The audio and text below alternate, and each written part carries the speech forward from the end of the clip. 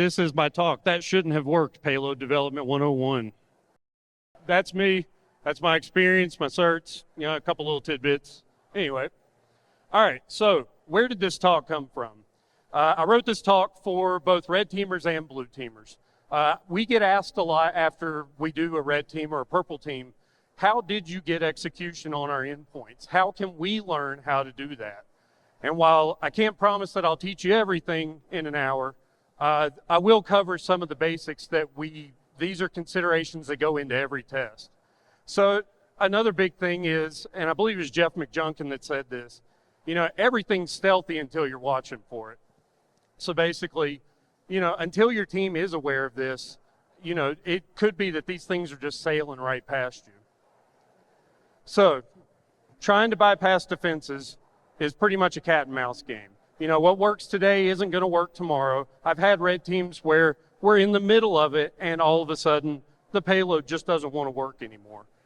But, the big thing is, especially if you're trying to do this kind of testing on your own endpoints, is to keep it simple. I've had tests where we've gone just completely overboard on how we're evading the defenses and nothing's working. And then I barely modify a PowerShell script and I all of a sudden have C2.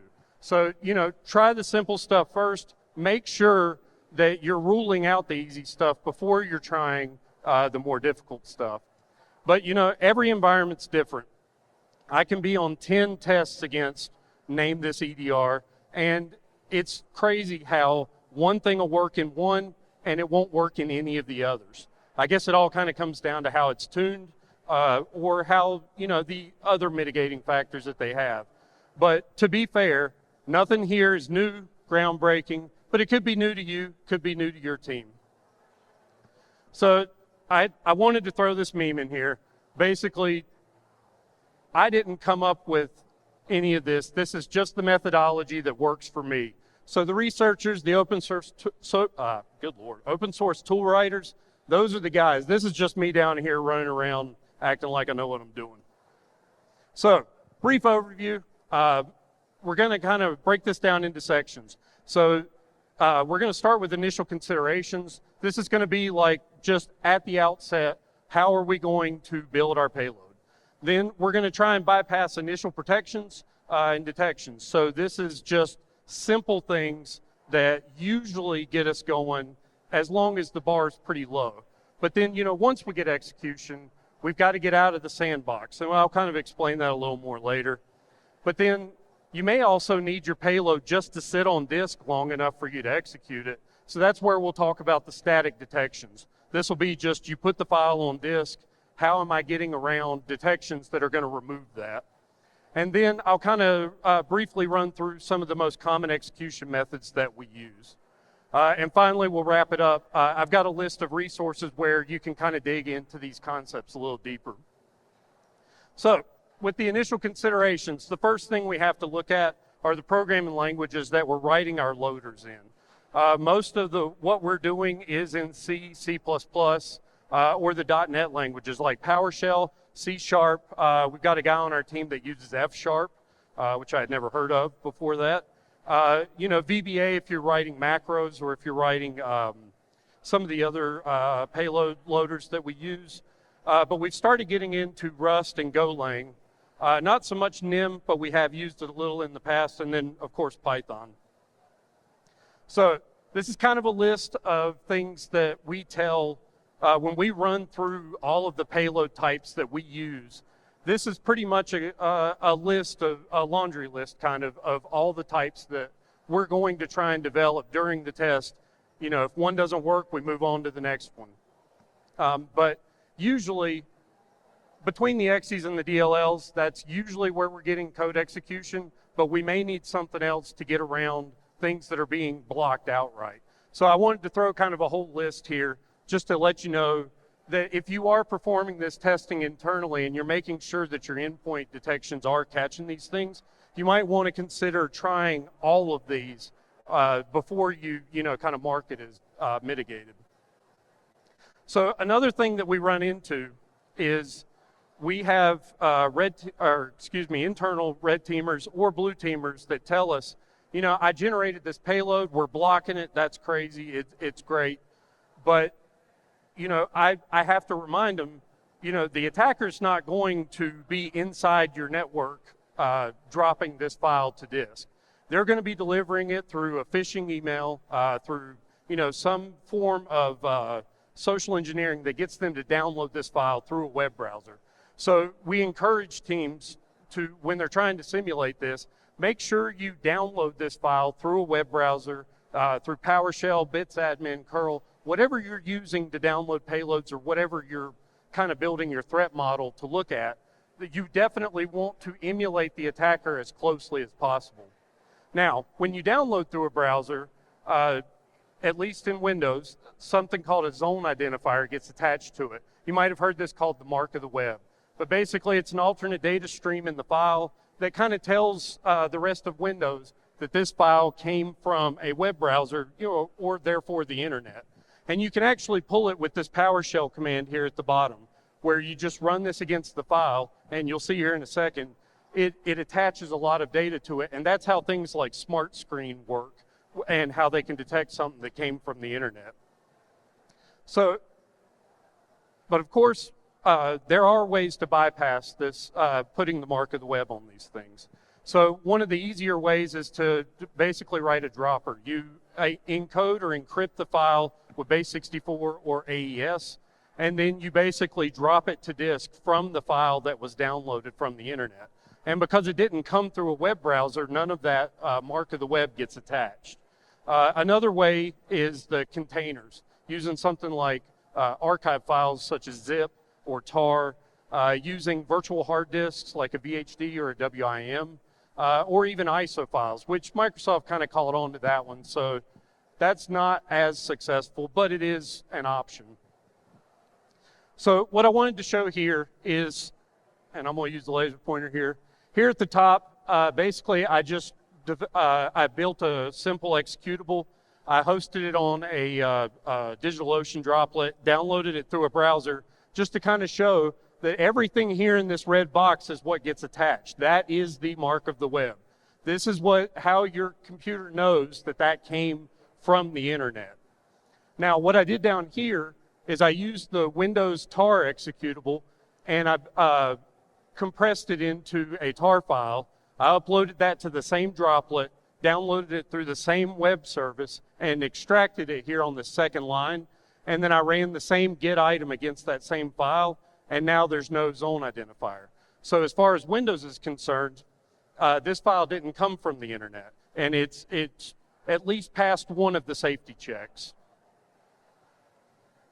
So now that we've kind of talked through some of the initial considerations on how you're going to develop your payload and how you're going to deliver it, let's talk about what some of the hurdles you're going to encounter as soon as you execute.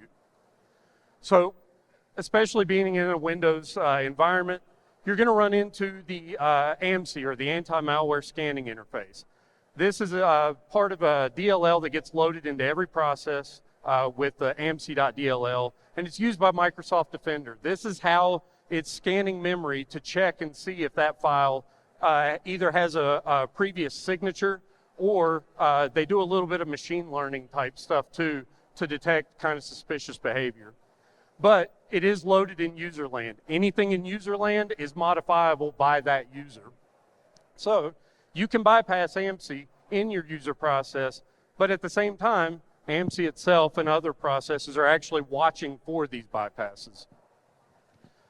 So to kind of run through some of the bypasses, one of the easiest ways, most of the time, is to run it through something like Defender Check or Threat Check and see what Defender is going to be flagging on that file on. So once you find that, if it's something easy, if it's just like a keyword like Mimikatz or something, you can go through and modify those in memory or in the file itself so that when it executes, that string is no longer there. And a lot of times that's enough to get you by AMSI altogether. But you can also go into the process, because it is user land, you can go in and you can patch the AMSI.dll functions so that it no longer inspects your file. One of the more kind of funny ways of doing that is to go to the AMSI scan buffer and just say that it's 0 bytes. So the file that it's trying to scan is 0 bytes, therefore there's nothing there. All right, it's good. You can also patch the AMSI initialization function, the AMSI init failed. You can tell it that AMSI just failed to load. And from that point on, your process is no longer being inspected by AMSI because it just doesn't think that it ever loaded. Another bypass that we use pretty often when we see this in environments is just using version 2 of PowerShell. It's just a simple flag, the version flag with a 2 after it. You are now running in PowerShell version 2, which had no AMSI in it. I think they introduced that in PowerShell 5. So if you can do that, you can now operate out of PowerShell without any AMSI interaction. But if you're looking for bypasses, there's a website, amsi.fail, that has tons of randomized AMSI bypasses. They take templates and then they just randomize it, and you get a different one every time you load the script. So another thing that Windows has is ETW, or event tracing for Windows. Basically, a lot of EDR products use custom consumers of ETW to watch for malicious or suspicious activity. But with ETW, basically it is looking for chains of Windows events so that it can determine whether something that shouldn't be happening is currently occurring. Now, all the API calls for ETW are located in ntdll.dll, and this is, again, something that gets loaded into just about every process. It can be bypassed, but again, detection of tampering with these API calls, it can also be detected. So some of the bypasses you can do, if you're trying to get your .NET tooling past ETW, just change known strings. Similar to what we were talking about with AMSI, change it to Mimi dogs instead of Mimi cats. Like, it's crazy that that works, but it does. Change signatured namespaces for the .NET domain, like Rubius. You can literally change, just do a match and replace in the source code, recompile it. It's not always enough to get by it, but it is something that does work. And then just go through, look at the metadata. A lot of the .NET tooling that's on GitHub has default metadata, and changing that or eliminating it altogether is enough to get you completely around the detections that were built up for this. You can also patch the ETW API call hooks. You know, since EDR is relying on this in most cases as one of the sources for information, modifying those API calls can completely blind ETW within your process. So we keep talking about EDR hooks, and this is a real good illustration that kind of explains what that is. So what EDR and other endpoint protections will do is they will look for API calls that they definitely want to monitor and figure out exactly what's going on when those calls are made. So what they'll do is they'll change the beginning of the API call, and they'll change it so that this becomes a jump instruction to send you over to the endpoint protection DLL that gets loaded. And that way it can do closer inspection and look for, you know, common strings and common malicious things. But for a clean API call, they'll all have the same kind of prelude where they're basically setting up like a normal API call, where they're moving the arguments for the API onto the stack and then executing that API call. So the way we unhook is you can basically go through every DLL, look at that first segment, and if it's a jump to another DLL outside of where this API call is written, then you know that that is hooked, and that will lead to further inspection. So you can just literally go through and parse each API call and replace with the clean or the stock bytes that it was expecting. You can also completely just reload the DLL from disk over the one currently in memory, and that wipes all of the hooks there. Another interesting one I saw was there's a loader on GitHub called Freeze from Tylus. I can't think of his name right now. But basically what it does is your process loads and then immediately loads a throwaway process like Notepad or something but it loads it in a suspended state, so the process never completely loads. Therefore, the EDR never has a chance to overwrite the API calls in memory, and then you take your process, pull that out of their process space over into yours, and you now have clean copies without having to use the API calls that would be detected from pulling that DLL off of disk and writing it into memory. But again, all of these things can be monitored as well, so you kind of get into a chicken and the egg problem. So you kind of have to consider, does this endpoint protection watch for these things? And if it does, how am I going to get around that? And it's kind of turtles all the way down at that point. So another thing that has become popular in recent years are the syscalls. So these are API calls that start with NT or ZW in the NTDLL. And these are all proxies to kernel functions. These allow you from user land to interact with kernel level APIs, but in a safe way, because Windows can then monitor for things that you shouldn't have permission to do. Now, what some of the programmers have figured out is that these proxy API calls are basically just using ordinals to call this API call directly from the user land, and then passing that on, and then using the syscall opcode to execute those. And what they figured out was you can write assembly stubs and put those in your code, and now you can talk to those API calls directly without having to go through something that may be monitored by the endpoint protection. And in a lot of cases, these can be stealthier than user land API calls, but again, because it is being used by attackers, it is being watched by the endpoint protections. So these are just a few ways you can generate those syscalls. Syswhispers is usually the go-to.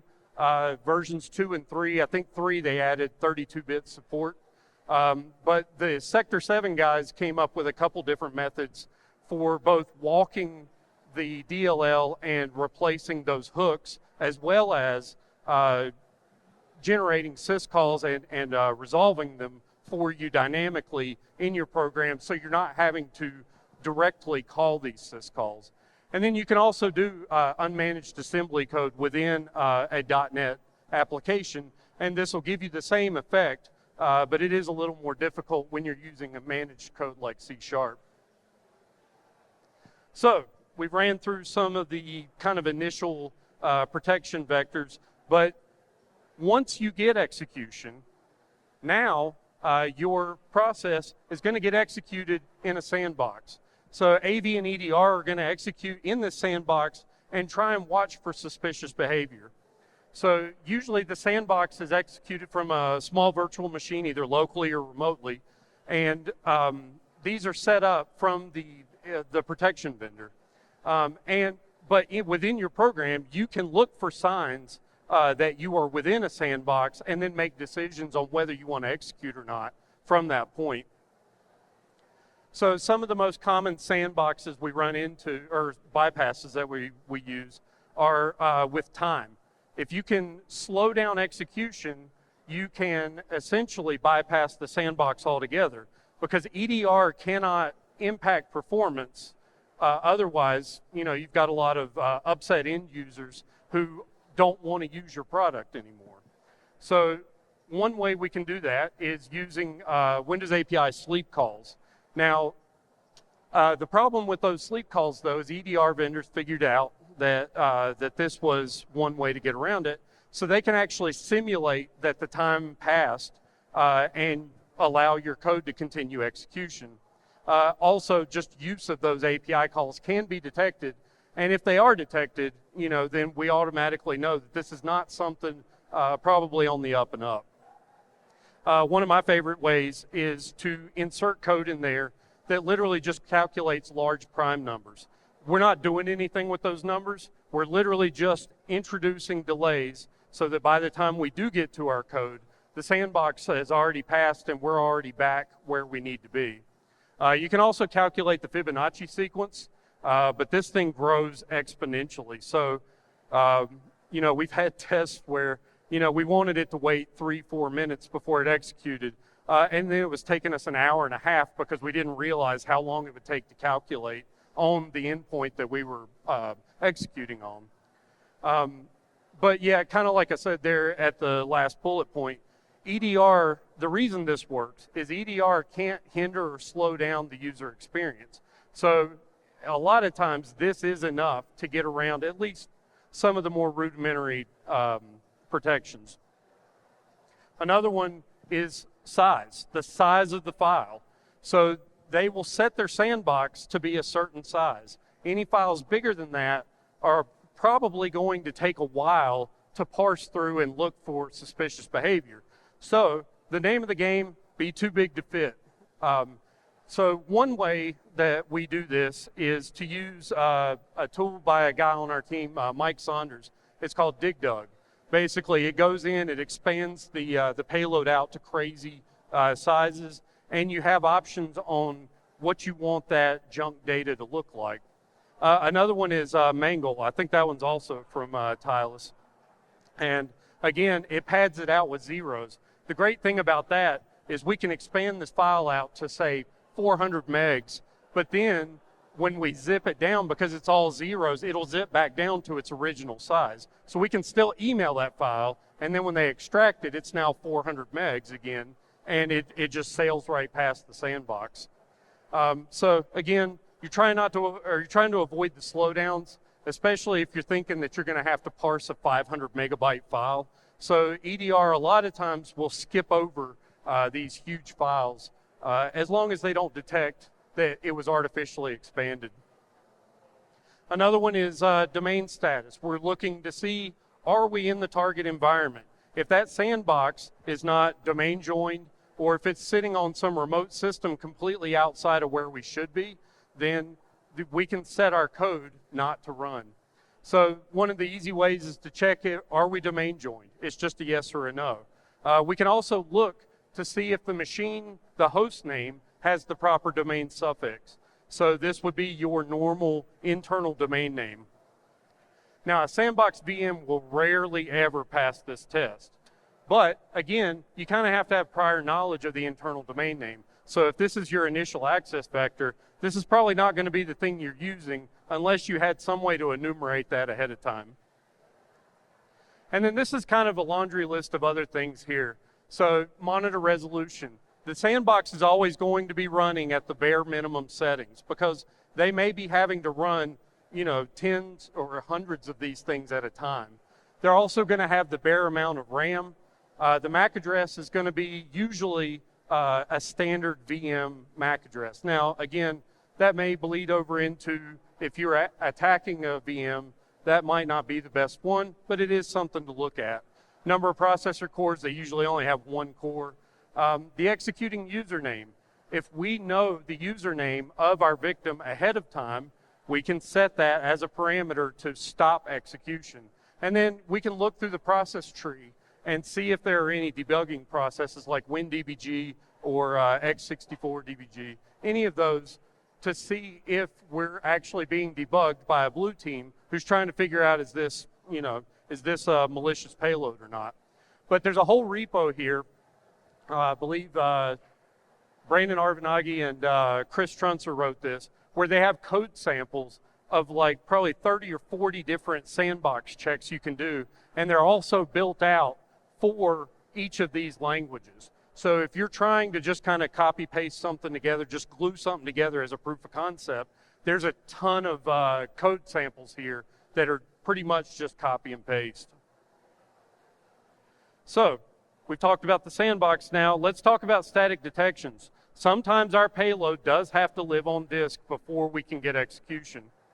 So with our payloads, 95% of the time, we're trying to load position-independent binary shellcode. Embedded shellcode is stored in program variables that can be detected at rest.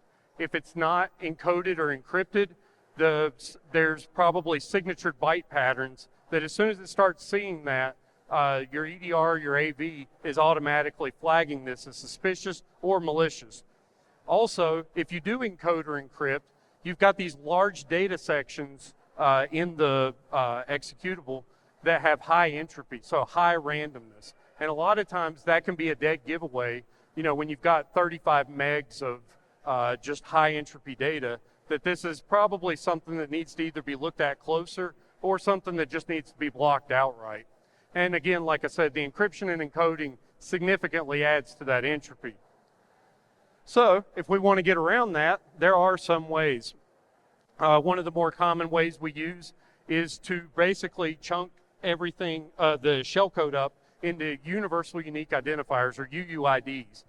These are like 32 byte or 32 character strings that are found pretty commonly in programs. And because they are so random, you can have whole data sections of them. As long as they're formatted correctly, your protections may just look right over them. Another way to do it is just catch your shellcode onto the end of like a JPG or a PNG. Image files are high entropy by their nature alone.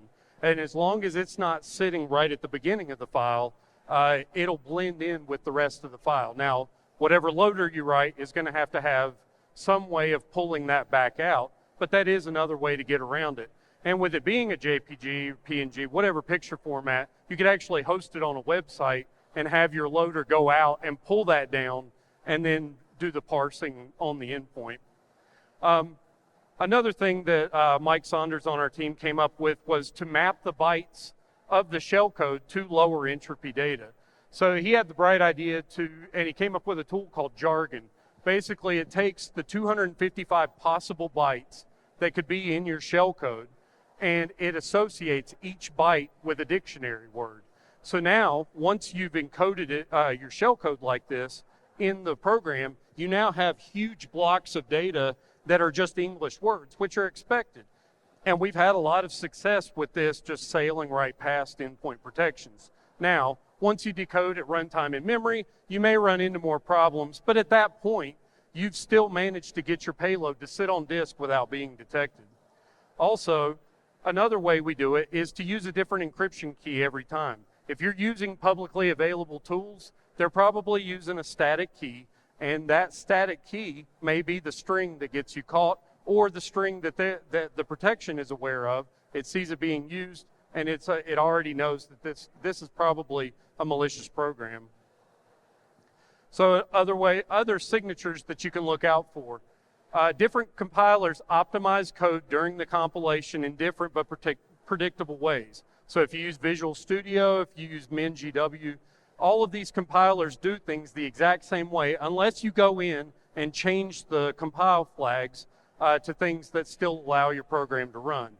But I have seen environments where, because I compiled with something other than Visual Studio, our payloads were just sailing right past stuff. Also, if it came from GitHub, it is signatured. It is publicly available, it is publicly reviewable, and there will be signatures written usually within days of being released. So we often tell testers who are trying to get around these things, if it's on GitHub, figure out what you can change and what's being caught by signature, and usually your tool will now start working. Also, if it's a widely used C2 framework, those are definitely signatured because those are getting used by the attackers pretty commonly. So Cobalt Strike, Sliver, Covenant, all these have very default markers in the files that they produce and will usually get caught. I was recently on a test where a client specifically requested that I use Covenant. I found a thing online that basically went through and changed all of the variable names that could be seen in the .NET managed code, and all of a sudden Covenant's loading. I mean, I'm literally just downloading executables, double clicking them, and I'm getting C2. So it's just little things like that.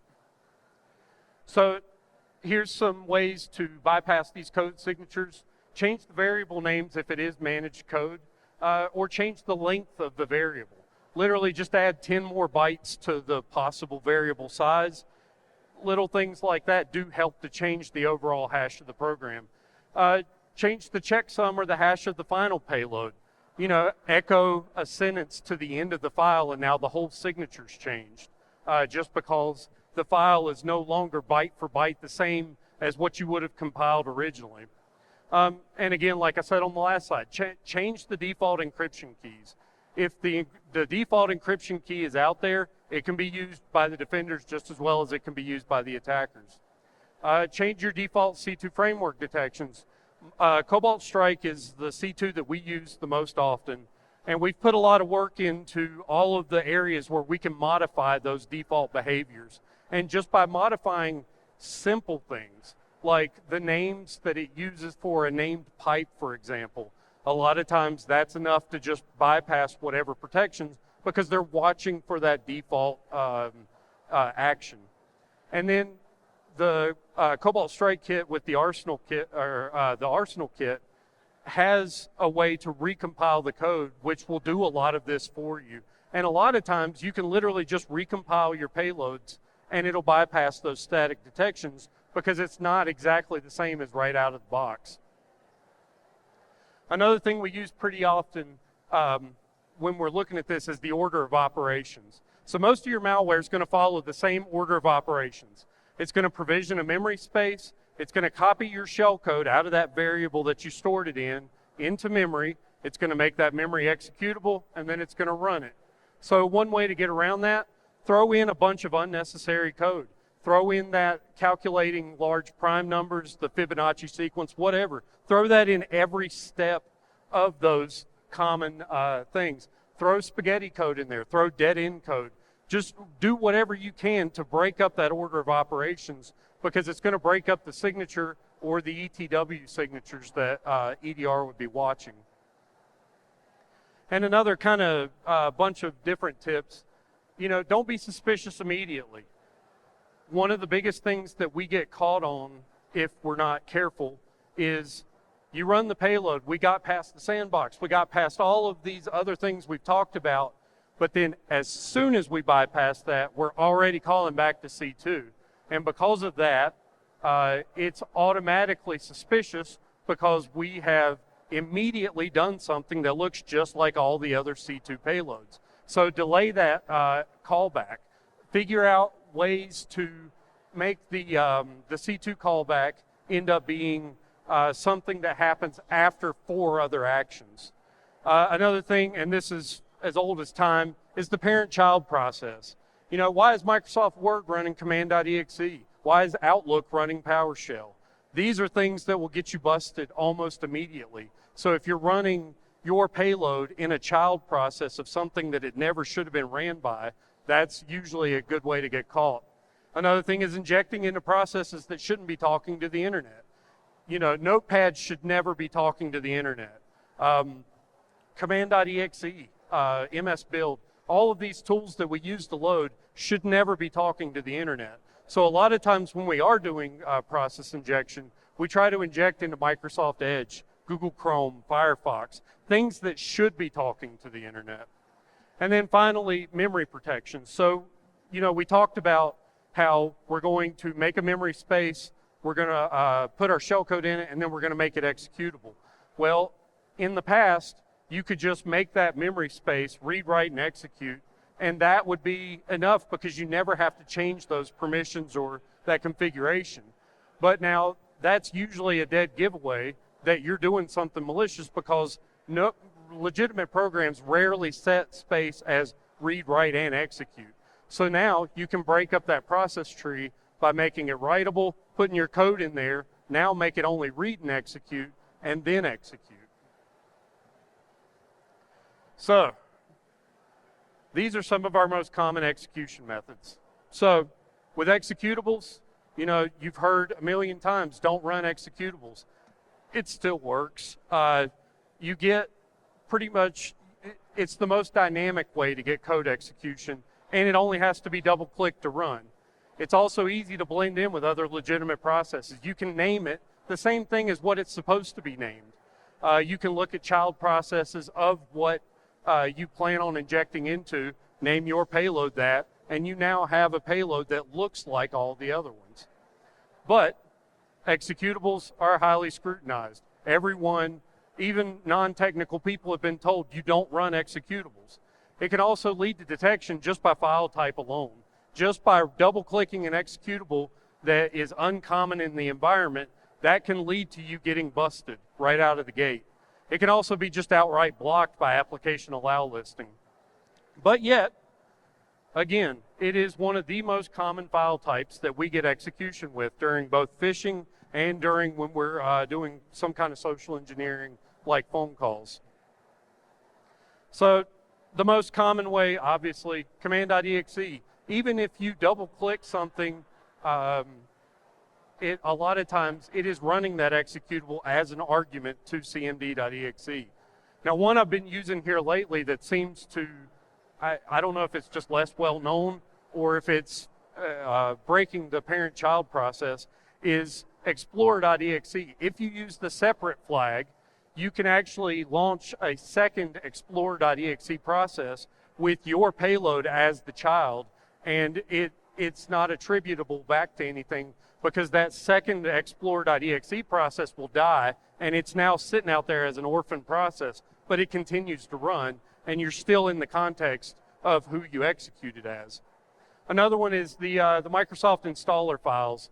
So with these, they are set up so that they can run actions before the installation or after. And with that, you can actually have the MSI file execute commands for you either before or after the legitimate looking action. It can also lead to privilege escalation in the right circumstances. It's rare, but there are registry keys that if they're set, you double click that MSI and it actually runs a system. So a regular user can double click your payload and you're now running as the highest privilege level on that endpoint. Another one we use pretty often is the shortcut or the LNK files. If you use the right file extensions in your social engineering scenarios, you can actually hide a lot by just putting your command and obfuscating it within the LNK file. And I'll kind of talk about that a little more here in just a minute. And then, of course, service binaries. So once you've been on the endpoint for a minute and you found that there is an abusable service on the system, you can escalate privileges by putting your service binary there. And now you've got both persistence and privilege escalation. Another one that's built into every copy of Windows is the MS build binary. This is a .NET compiler. It's included with Windows 10 by default. If you set up an inline task file, you can put just straight C# code in that in an XML file and run it as an argument to MS build, and you get full .NET code execution. It's also an allow listing bypass because it's signed by Microsoft. So this XML file can bypass static detections because there's nothing inherently malicious about a text file. So another tip with the MS build is if you change the XML file extension to a C# project file or CSPROJ, it only has to be in the same directory as MS build and it will automatically execute. So when you're looking at the events, you only saw the MS build execute. You never saw the argument telling you where the payload file was sitting at. And a lot of times we'll use this for persistence. We'll copy MS build to another directory with the payload file, and then we'll put a shortcut with a command just literally running MS build out of whatever folder we put it in the startup folder. And now every time that user restarts, we get execution. And again, like I said, there's no arguments recorded because MS build only has to be double clicked. So you can also host your C# code, the XML or the CSPROJ, on a WebDAV share out on the internet. And as long as MS build can get out to it, you can actually load the code remotely, so you never even have to worry about signatures for the code that you just dropped to disk. And again, with C# being managed code, you have full access to the Windows API calls. Another one that's built in, sitting in the same folder as MS build, is install util. This is a .NET installation and uninstallation utility. Again, included with Windows 10 by default. It's there automatically. Again, it's signed by Microsoft, so any application allow listing, unless specifically denied, it will bypass that. And the only problem is you have to compile your DLL to a file and drop it to disk, or somehow load it in memory, such as from a container like an ISO. And that can be a potential indicator of compromise, just the fact that install util is loading this random DLL. So the execution command is pretty simple. Here we're doing install util with the U flag, which is uninstall, and then running it against our DLL. That's it. You can throw more flags on there just to kind of cut down on some of the noise that it generates, but for the most part, that's it. And you can build, since you may not be able to get a user to run that specific command, just build it into your social engineering pretext. This is what I was referencing a minute ago. We had a social engineering engagement where we had to call people and get them to run our payload. And we wanted to use install util because we got to do a little bit of footwork ahead of time, and we found out that that was bypassing their endpoint protections. So what we did was I unpacked, it was one of the chat apps, Zoom or one of those. I unpacked the installer file and then basically stuck my DLL in with all that, and then created a shortcut file that basically said run me in the ISO that had the command needed to run the DLL from within the ISO that was mounted by the end user. And we managed to compromise 3 users that way, just because they thought they were doing the system update from the IT guy that called them. And then finally, this has been one of my favorite payload methods here lately. So a proxy DLL. This is a legitimate function created by Microsoft. And basically it's a way to shim DLLs so that you don't have to completely rewrite the DLL as a software developer. You can basically just add functionality in and have it loaded before the legitimate DLL. But basically the way it's set up is all of the functions of the legitimate DLL are exported by your DLL. And then they then reference and basically proxy the requests to the legitimate DLL on disk.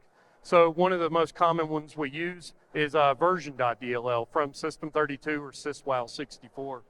And basically, you're doing a DLL hijack attack with this. So if you have an application that's installed to, say, the app data folder for a user, such as some of the default Microsoft applications, you can drop this in the folder. That application will load your DLL, and then the application will continue to load and load successfully because it is able to call the DLL functions that it needs while also executing your code every time that DLL gets loaded. And if you want to quickly generate one of these just to try it out, the Spartan Proxy DLL generator, it does a few other kind of payloads, but this is out on GitHub, and it does have proxy DLL generation. You point it at a legitimate DLL, and it builds your DLL to perform all these actions and embed your code within the proxy. So kind of like we talked through a minute ago, I've actually had tests too where the service binary folder was writable by my user, but I couldn't stop the service itself, and I couldn't kill the executable to replace it with an executable that I wanted to use.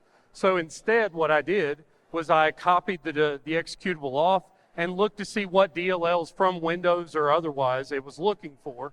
I generated a proxy DLL, dropped it in the folder, and now the application is loading my DLL first and then proxying to, say the version.dll from Windows. And now I'm embedded in that process that's running with elevated privileges. So you can get privilege escalation, you can get persistence, and another great thing is your attack chain is now broken up because that DLL was dropped to disk, but it wasn't immediately executed. So the user restarts their computer, and now you have a beacon, and there's no clear path to where that attack came from unless a blue teamer is really paying attention.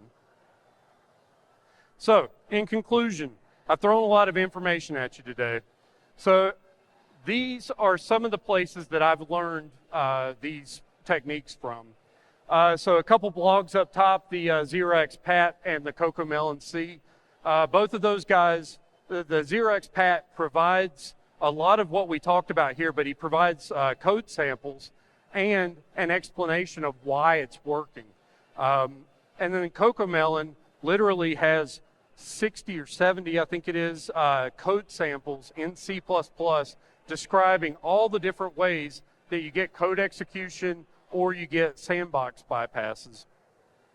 Now, those are free, but you also have paid options here. So Sector 7 has different malware development courses. These range anywhere from $250 to $300 a piece. They're worth their weight in gold. They are definitely worth every penny. Also out there is the MalDev Academy. That's a fairly new one. I haven't had a chance to review it, but I do know that I've heard there's a lot of crossover between those two. So you're really not going wrong with either one. I wanted to throw it out there that Red Siege does teach a class. The code development and payload development is kind of a small part of the course. We basically run through red teaming from beginning to end. But that is an option if you're looking for it. Another group of guys, the White Knight Labs. I took this class myself. Great class. Those guys really know what they're doing. And I think they teach it here at Wild West Hackin Fest. And then finally, the 0 Point Security Red Team ops course. They teach you how to get your payloads past at least rudimentary endpoint protections, but they also teach kind of the full-scale red teaming as well. So takeaways here. Malware development is a field all in its own. Like, this is not something that the experts at this are doing all forms of red team type testing. A lot of them, especially the ones who are really good at it, this is their field by itself. Also, this talk, there's no way I could fit in-depth explanations of these things into an hour. So this talk is an inch deep and a mile wide. It is expected that you will have to do a lot of research on your own to really understand these concepts and start implementing yourself. But, I mean, if I could learn it, you know, others can learn it too. But, you know, also understanding the method of how you're bypassing this can also explain how your endpoint protection may be doing other things that you may be able to work around when you're trying to prove that this is what it would look like when a payload gets executed. And that's it. Any questions? All right, thank you.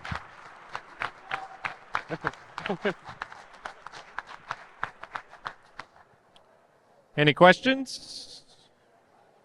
Sure.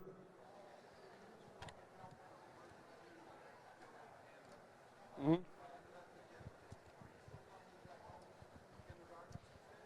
Yeah, so the question was using PowerShell version 2 to get around AMSI. And he was asking, do we see this pretty commonly? And actually, yes. Unless they specifically remove support for .NET version 2, then yeah, it's there. And that's actually one of the first things we check when we're doing like an assumed breach type test. All right. It is steak time? Yeah, steaks. Woo. Thank you, Corey. Sounds good to me.